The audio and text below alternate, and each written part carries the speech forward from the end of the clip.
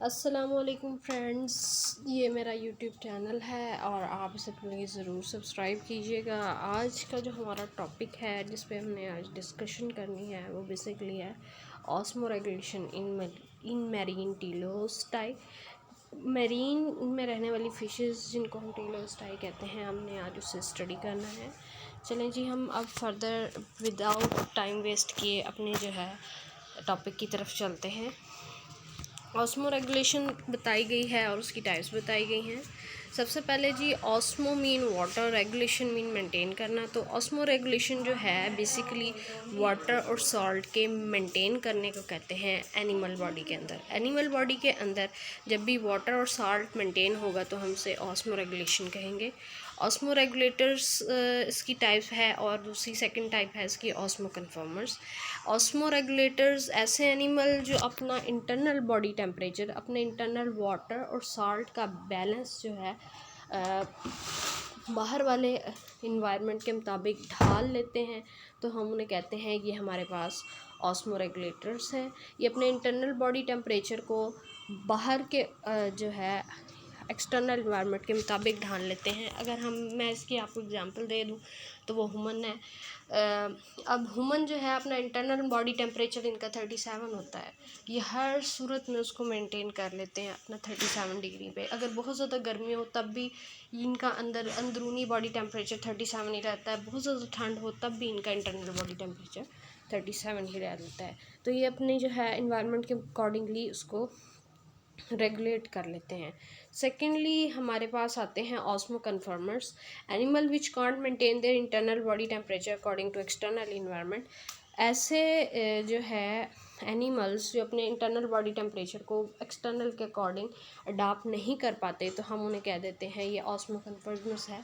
इनकी बहुत सारी मिसालें हमारे पास होती हैं। नॉर्मली एनिमल्स की ज़्यादातर कैटेगरी इन्हीं में ही आ जाती है। मिसाल के तौर पे फिर अगर ये अपना मेंटेन नहीं कर पाते इस तरह से, इसलिए ये स्पेशल कंडीशन बाज़ वक़्त टॉर पर वगैरह में कुछ एनिमल चले जाते हैं। अच्छा जी, नेक्स्ट स्लाइड की तरफ चलते हैं। नेक्स्ट है हमारे पास टॉनिसिटी। टॉनिसिटी हाइपर कंडीशन भी होती है इसकी, सेकंड इसकी हाइपो कंडीशन होती है और थर्ड इसकी आइसोटोनिक कंडीशन होती है। अच्छा जी, ऐसा सोल्यूशन जिसमें सॉल्यूट की कंसंट्रेशन ज़्यादा हो सॉल्वेंट की कंसंट्रेशन से, तो ऐसे सोल्यूशन को हम कहते हैं हाइपरटोनिक सोल्यूशन।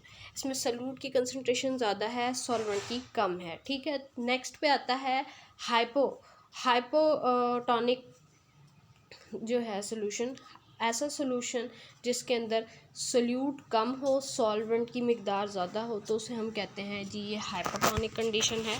थर्ड पे आ जाती है iso. Iso means same solution having the equal concentration of solute and solvent, जिसमें सोल्यूट एंड सॉल्वेंट की जो है कंसंट्रेशन इक्वल होती है। देखिए बच्चों, सबसे पहले हाइपर पढ़ा। हाइपर का बेसिक मीन होता है हाई क्वांटिटी।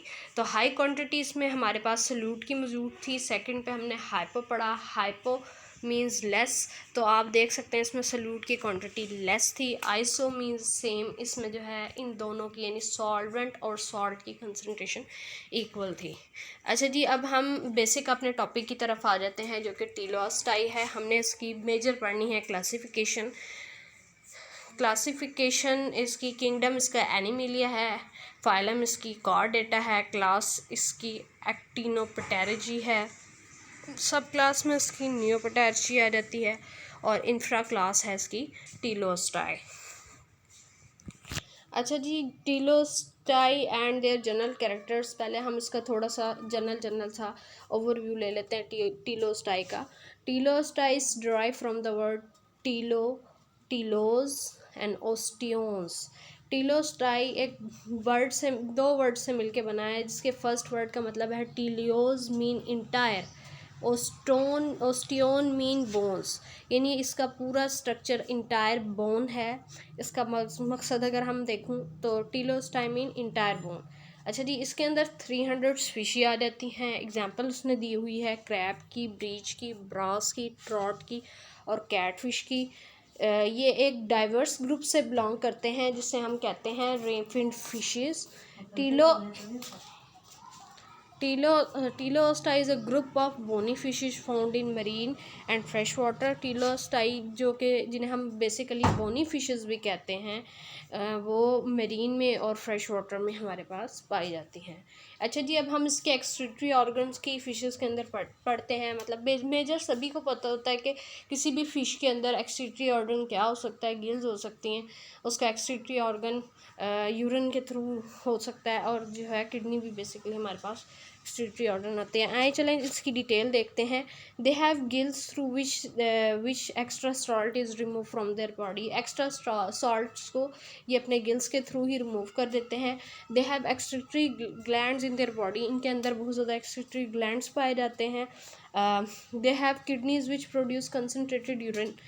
इनके पास किडनीज़ हैं जिनके अंदर ये कंसनट्रेटेड यूरिन पैदा करते हैं containing extra salt and water, जिसके थ्रू ये अपने एक्स्ट्रा सॉल्ट और वाटर को रिमूव करते हैं। उम्मीद है आप लोगों को समझ आ गई होगी। अब प्लीज़ मेरे चैनल को लाइक करें, सब्सक्राइब करें और शेयर करें। Thank you. अल्लाह हाफ़िज़।